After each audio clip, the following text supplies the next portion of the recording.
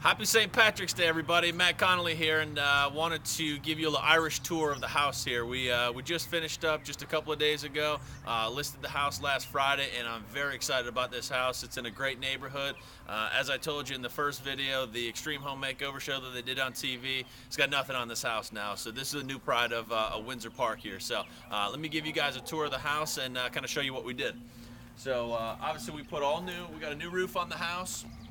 It had great brick, so one of the nice things we did is anytime we have good colored brick, you know, it's not ugly and hideous, we'll leave it because I don't like to paint it if it's a good brick. So we kept this, just painted all the trim, came in, painted the shutters, just came in with some real basic landscaping.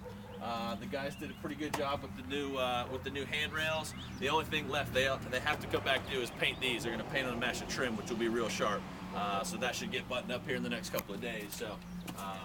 Come on in, let's check it out. One of the first things you're going to see is that we definitely opened up the floor plan. If you remember, there was a little door, I want to say it was probably right here, and the little door there, this was a solid wall, and this wall came all the way over. So we completely opened it up, but what we did is we left this half of the wall, whereas we could have probably opened up the entire thing, but now what we did is we left it so they can have a TV, couch, and a love seat or a small couch over here. So we kind of thought about how they would place the furniture, because if you can't set a home up, and obviously we don't fully stage our houses, but you do want to give someone the idea of, all right, how would I set this up? If you eliminate the wall, they mentally can't picture where they're going to place their furniture, and they automatically don't like the house. So that was the reasoning behind why we left that section of the wall. But obviously we came in, redid the hardwood floors. I think turned out really, really good. The guys did a great job of that. Came in, we ended up doing, as I told you, the kitchen is completely brand new. We tried, or we thought we were going to have to replace the HVAC, and that was going to be, you know, $4,000+, but ended up that it's not that old of a unit. We serviced it, got it updated. Well, now we had some of that money, we put it back into the house since we already had it in the budget.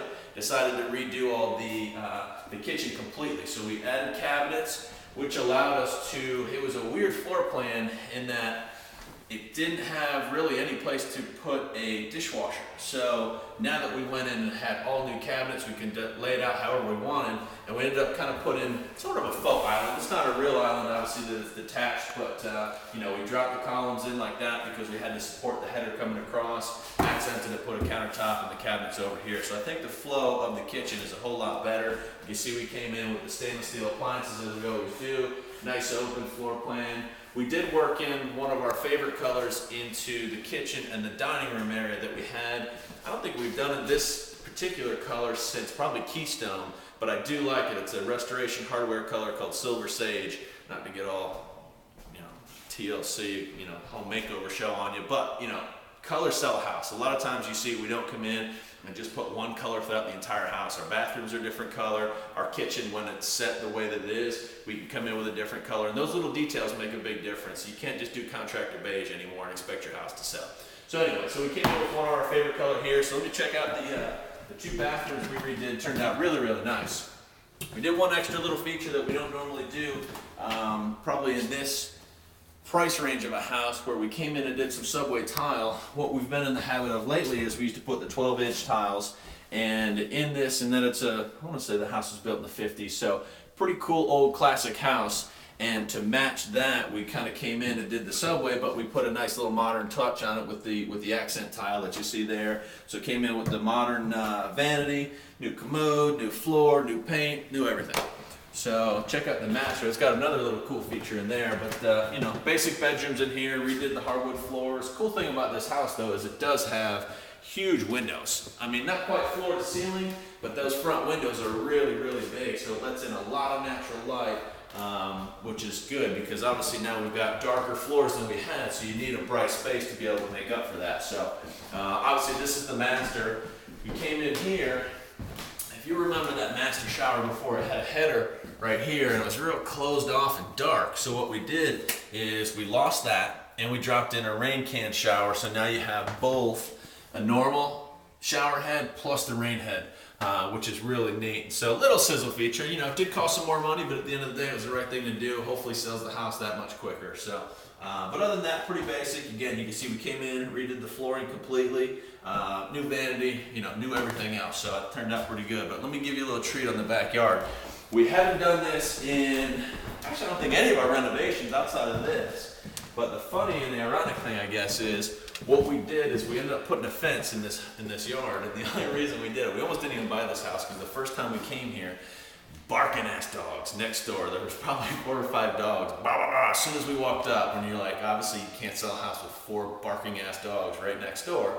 So literally we almost didn't even go in, but about a minute or 2 after we were here, they kind of calmed down and stopped barking. So, all right, let's go in and look at it. So bottom line, we bought the house, and now we said, well, how do we overcome this dog issue? So we put a fence up. So come check it out. But the ironic part is, the dogs, since we've been here, they moved out. So it was the woman's daughter. I just talked to her, and the dogs aren't even here anyway. But hell, the fence looks good.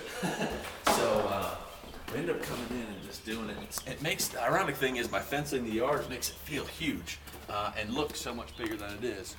So we overseeded it in straw and laid down the straw in there.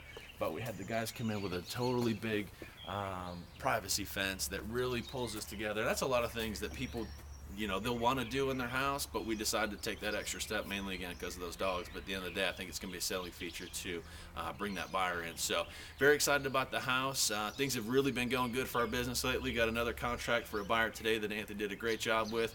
Getting ready to move into our office space. So check out our video. We're going to do, obviously you see we renovate homes. We're going to renovate our office. It's a completely open space, blank canvas. We're going to build that out over the next couple of weeks. So check out the videos on that. Give you a little before and after of commercial space that we're going to renovate for ourselves. So check that out. We'll talk to you guys next time.